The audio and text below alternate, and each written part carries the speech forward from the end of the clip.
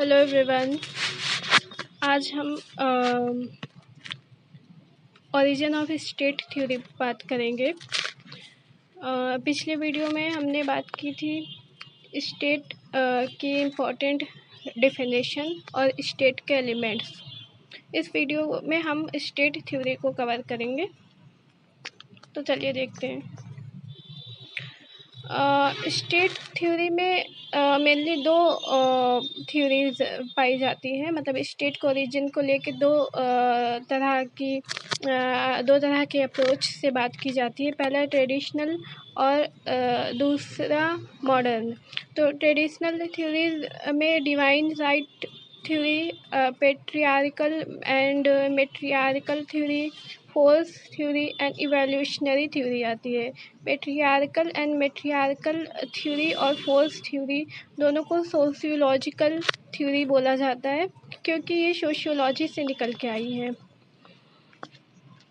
Divine right theory, जिसको कि दैवी उत्पत्ति का सिद्धांत भी कहते हैं, यह मानता है कि जो स्टेट का फॉर्मेशन हुआ है वो गॉड से हुआ है, या गॉड का प्रतिनिधित्व ही राजा होता है। तो इसके जो की थिंकर्स हैं वो बोशार्ट एंड फिल्मर हैं। की पॉइंट क्या है कि यहाँ पे राजा को गॉड का रिप्रेजेंटेटिव के रूप में देखा जाता है, और साथ ही राजा का अपमान या राजा को डिसओबे करना गॉड को डिसओबे या गॉड का अपमान माना जाता है। लेकिन यह जो डिवाइन राइट थ्योरी है वो जैसे जैसे अवेयरनेस आई, जैसे जैसे चेतना आई लोगों में, डेमोक्रेसी और कॉन्स्टिट्यूशनलिज्म आया, वैसे वैसे ये डिक्लाइन हो गई। सेकेंड है फोर्स थ्योरी। फोर्स थ्योरी ये मानती है कि राज्य की उत्पत्ति या राज्य का जो फॉर्मेशन है वो कॉन्क्वेस्ट एंड कोएरेशन से हुआ है। यानी कि राज्य को बनाया गया है ज़बरदस्ती से, मतलब राज्य पे हमला करके अब राज्य को अपना करके राज्य बनाया गया है। एग्जाम्पल के लिए मंगोल एम्पायर को हम देख सकते हैं। जो मंगोल एम्पायर की उत्पत्ति हुई थी, या मंगोल ने जो अपना राज्य, जो साम्राज्य खड़ा किया था, वो इसी कॉन्क्वेस्ट और इसी कोएरेशन का नतीजा था। इस फोर्स थ्योरी का जो की पॉइंट है वो ये कहता है कि ये इस आइडिया से निकल के आया है, माइट मेक्स राइट, यानी कि जिसकी लाठी उसकी भैंस। जो जितना मजबूत, जितना पावरफुल होगा वो उतना राज्य का स्वामित्व होगा, या उस राज्य का मालिक होगा।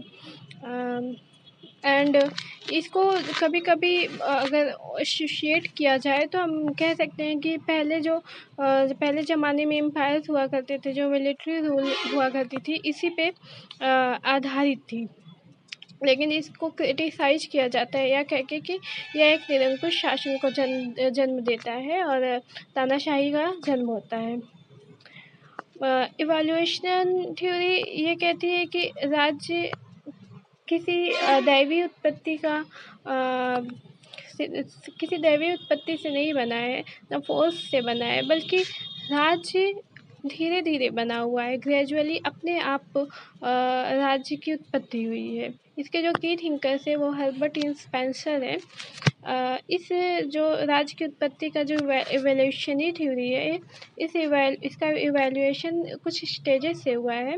पहला है फैमिली। सबसे जो बेसिक यूनिट सोसाइटी की मानी जाती है वो फैमिली से क्लैन बना, और क्लैन वही जो बहुत सारी फैमिली मिलके एक वंश बनाते हैं।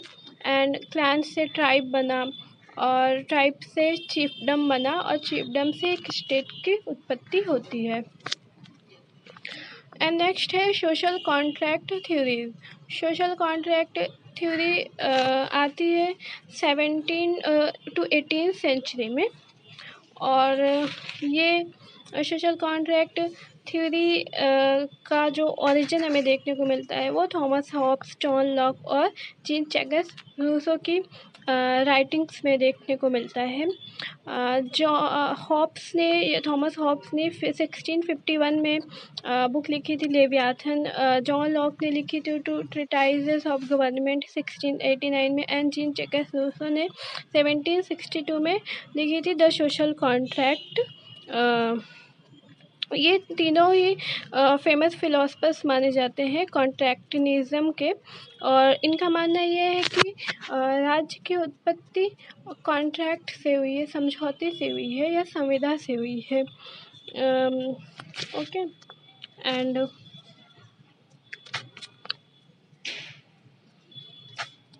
थॉमस हॉब्स के बारे में थोड़ा सा देखेंगे। थॉमस हॉब्स कहते हैं कि पहले जब स्टेट ऑफ नेचर की सिचुएशन थी जहाँ हर किसी का दुश्मन था, सब तरफ एक अव्यवस्था फैली हुई थी, उस अव्यवस्था को ख़त्म करने के लिए, उस सामाजिक व्यवस्था को ख़त्म करने के लिए लोगों ने मिलके किसी एक पार्टी को या किसी एक व्यक्ति को अपने सारे अधिकार दे दिए, और उन सारे अधिकार देते ही उनकी सामाजिक व स्टेट ऑफ नेचर से वो बाहर आ गए। तो ये जो जो लोग सब मिल के अपनी सारी शक्तियाँ किसी एक व्यक्ति को देते हैं, उसको थॉमस हॉब्स ने लेवियाथन का नाम दिया। और लेवियाथन का जो मीनिंग होता है वो एक बड़ी मछली होती है, यानी कि लेवियाथन के पास एब्सोल्यूट सॉवरेंटी होगी, जो लोगों पे रूल करेगी, लोगों को गवर्न करेगी। यहाँ पे जो थॉमस हॉब्स है वो एब्सोल्यूट स्टेट या एब्सोल्यूट सॉवरेंटी की बात करते हैं। सेकंड, जॉन लॉक देखेंगे। जब जॉन लॉक आते हैं तो जॉन लॉक कहते हैं कि नहीं, लोगों की जो लाइफ या लोगों की जो स्टेट ऑफ नेचर है वो अच्छा है, वहाँ पे किसी प्रकार का लड़ाई की सिचुएशन नहीं है, किसी प्रकार का कोई भय नहीं है, लेकिन वहाँ पे एक कानून का अभाव है, एक गवर्नमेंट का अभाव है, एक ऐसे व्यक्ति का या एक ऐसी गवर्नमेंट का अभाव है जो लोगों के लिए कानून बनाए। तो उन्होंने मतलब जो एक स्टेट को प्रोटेक्ट करे, तो उन्होंने स्टेट का फॉर्मेशन किया। जॉन लॉक कहते हैं कि हमारे लिए जो 3 एसेंशियल चीज़ें होती हैं वो लाइफ, लिबर्टी एंड प्रॉपर्टी होती हैं। तो स्टेट का जो काम है वो लाइफ, लिबर्टी और प्रॉपर्टी की रक्षा करना है, इसीलिए उन्होंने लिमिटेड गवर्नमेंट और राइट टू रिबेलियन का कॉन्सेप्ट दिया।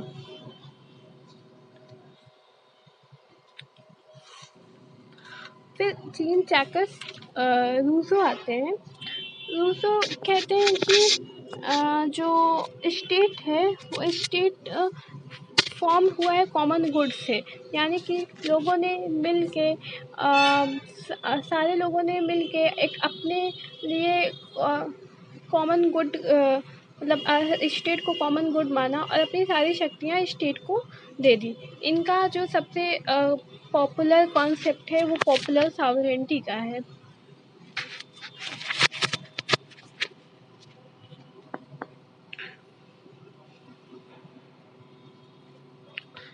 यहाँ पे एक चीज़ याद रखिएगा कि रूसो का एक कॉन्सेप्ट है नोबल सीवेज का। नोबल सीवेज का मतलब ये है कि ये डिस्क्राइब करते हैं कि जो नेचुरल मैन था पहले का, जो सामाजिक अवस्था में रहता था, स्टेट ऑफ नेचर में रहता था, वो नोबल सीवेज था। वो सिंपल लाइफ जीता था, वो प्रिमिटिव लाइफ जीता था। तो जो पहले का व्यक्ति था जो स्टेट ऑफ नेचर पे रहता था, उन्होंने उसको नाम दिया था नोबल सीवेज का। पेट्रियार्कल एंड मैट्रियार्कल थ्योरी क्या बोलती है? वो ये बोलती है कि स्टेट का इवैल्यूएशन जो हुआ है वो फैमिली स्ट्रक्चर से हुआ है, यानी कि फैमिली धीरे धीरे बनी है और फैमिली से ही जो है स्टेट बना हुआ है। और इसके जो की थिंकर हैं वो सर हेनरी मैने हैं। अब हम देखेंगे modern theories of state. Modern theories क्या बोलती है? तो मॉडर्न थ्योरीज में लिबरल है, मार्क्सिस्ट है, नियो मार्क्सिस्ट है, नियो लिबरल है, and communitarian and feminist theory है।